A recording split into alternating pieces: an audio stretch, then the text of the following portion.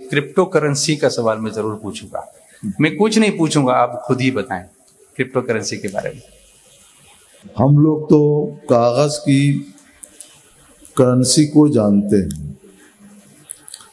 Crypto currency یہ mobile کی screen پر یا کمپیوٹر پر نظر آنے والی ایک فرضی چیز ہے. خارج میں, باہر کی دنیا میں حقیقت میں اس کا کوئی وجود نہیں. نہ تو کرپٹو کرنسی آپ کسی کو دے سکتے ہیں اور نہ ہی اس سے اپنے ہاتھوں میں لے سکتے ہیں. جیسے کہ روپے ہیں, کرنسیاں ہیں جن کا چلن ہے, ان کو ہاتھوں میں پکڑ سکتے ہیں, جیب میں رکھ سکتے ہیں, دوسرے کو دے سکتے ہیں, دوسرے سے لے سکتے ہیں. ایسا کچھ بھی اس کے اندر نہیں ہے. کاغذ کی کرنسی کیسے وجود میں آئی تھی؟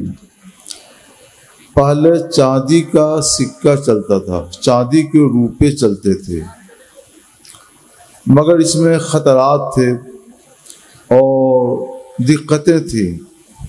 تو حکومتوں نے آپس میں معاہدہ کر کے چاندی کے سکے شاہی خزانے میں, حکومت کے خزانے میں محفوظ کر لیے اور اس کے بدلے میں اسی ریٹ اور اسی دام کا کرنسی, کاغذ کی کرنسی جاری کر دیا. اب اگر یہ کاغذ کی کرنسی کبھی بند ہو تو چونکہ اس کا نعم البدل چاندی حکومت کے یہاں موجود ہے, ریزرو بینک کے پاس محفوظ ہے, اس لیے ریزرو بینک حکومت ہم کو اس کا بدل دیتی ہے. اور بدلنے کے لیے 2 مہینہ, 4 مہینہ, 6 مہینے کا وہ ٹائم بھی دیتی ہے. تو اس میں کوئی نقصان اور کوئی خسارہ نہیں ہوتا. مگر کرپٹو کرنسی کے لیے اگر کرپٹو کرنسی کا آپ جائزہ لیں تو اس کے بدلے میں حکومت کے خزانے میں, بلکہ کسی بھی انسان کے خزانے میں, اس کے بدلے میں نہ چاندی ہے, نہ سونا ہے, نہ موتی ہے, اور نہ ہی کوئی حقیقی کرنسی ہے, کچھ بھی نہیں ہے. وہ ہے کہاں؟ دماغوں کے اندر ہے, کمپیوٹر کی اسکرین پر ہے, موبائل کی اسکرین پر ہے. اس کو دیکھ کر آپ اپنے دل کی تسلی کر سکتے ہیں, باقی حقیقت میں اسے اپنے ہاتھ میں نہیں لے سکتے. تو یہ ایک بہت بڑی بات ہوئی. دوسری بات یہ ہے کہ کاغذ کی کرنسی جب جاری ہوئی تھی تو حکومتوں نے ذمہ لیا تھا, ضمانت لی تھی. ہمارے ہاں جو کرنسی کاغذ چلتی ہے تو اس پر بھی لکھا رہتا ہے کہ میں دھارک کو مثلاً 1000 روپے ادا کرنے کا وچن دیتا ہوں. حکومت نے ضمانت لی ہے اس کی. اور کرپٹو کرنسی کے لیے حکومتوں نے کوئی ضمانت نہیں لی ہے. تو اس کرنسی کے لیے نہ تو حکومت کے خزانے میں کوئی نعم البدل چاندی یا سونے کی شکل میں موجود ہے, اور نہ ہی حکومتوں نے اس کے لیے اس طرح کی کوئی ضمانت دی ہے کہ میں اس کرنسی کے دھارک کو 1000 روپیہ یا 500 یا 2000 روپے ادا کرنے کا وچن دیتا ہوں. ایسا کوئی وچن بھی نہیں ہے.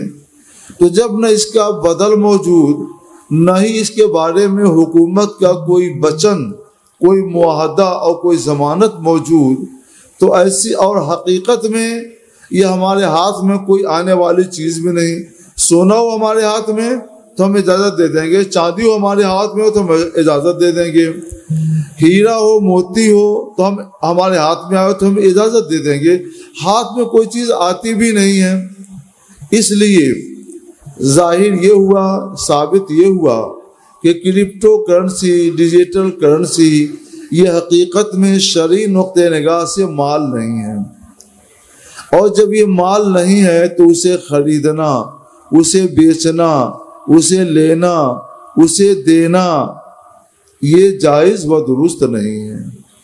اس میں ایک بہت بڑا خطرہ بھی ہو جاتا ہے کہ اگر کبھی سرور نے وعدہ خلافی کر دی اور افلاس کا اعلان کر دیا کہ میں خراب ہو گیا ہوں، تو اس کے ساتھ ہی آپ کے موبائل سے، کمپیوٹر کی اسکرین سے وہ غائب بھی ہو جائے گا۔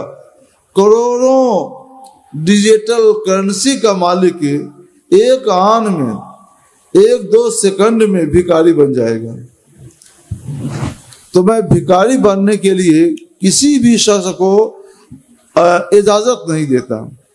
اس میں غرر اور دھوکہ ہے، غرر سے اسلام نے منع کیا ہے۔ رسول اللہ صلی اللہ علیہ وسلم فرماتے ہیں لا ضرر ولا ضرار، اسلام میں یہ فرمان ہے کہ نہ ضرر دو نہ ضرر لو، تو اس میں ضرر دینا بھی ہے اور ضرر لینا بھی ہے۔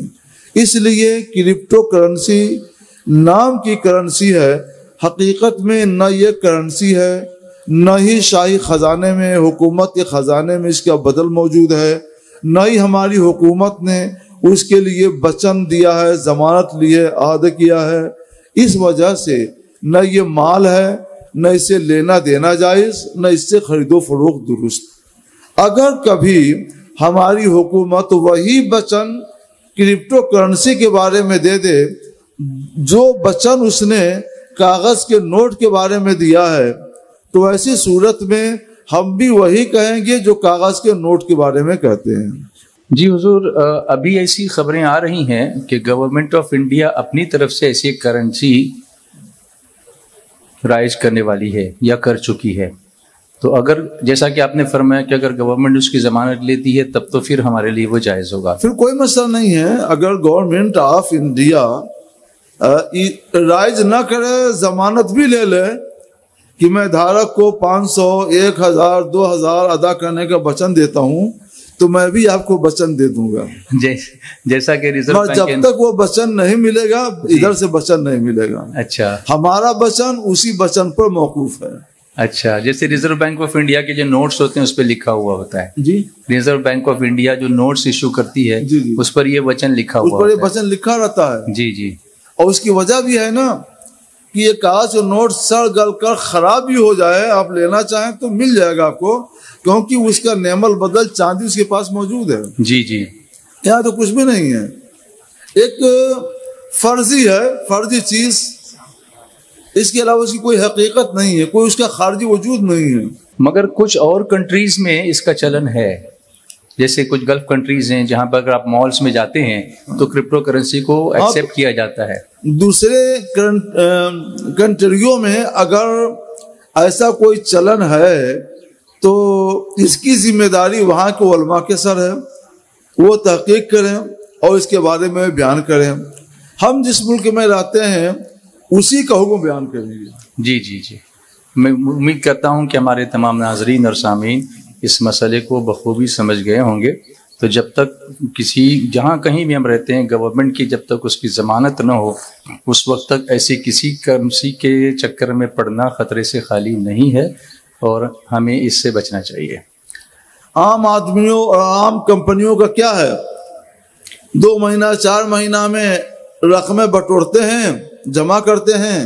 جب کروڑوں کی مالیت ہوتی ہے اور لوگ صبح کو اٹھتے ہیں تو معلوم ہوتا ہے کہ آفس خالی ہے، چند کرسیاں ہیں جی، اور وہ روپے کیا ہوئے، وہ آدمی بٹورنے والے کیا ہوئے، لاپتہ ہو جاتے ہیں۔ جی جی، ایسا ہوا تو ایسے لوگوں کے چکر میں، ایسی کمپنیوں کے چکر میں نہیں پڑنا چاہیے۔ حکومت پر بھروسہ کیجیے، حکومت جو کہے اس کو مانیے۔ بالکل، بینک کرپٹ ہو جاتے ہیں لوگ، بالکل ایک آن کی آن میں۔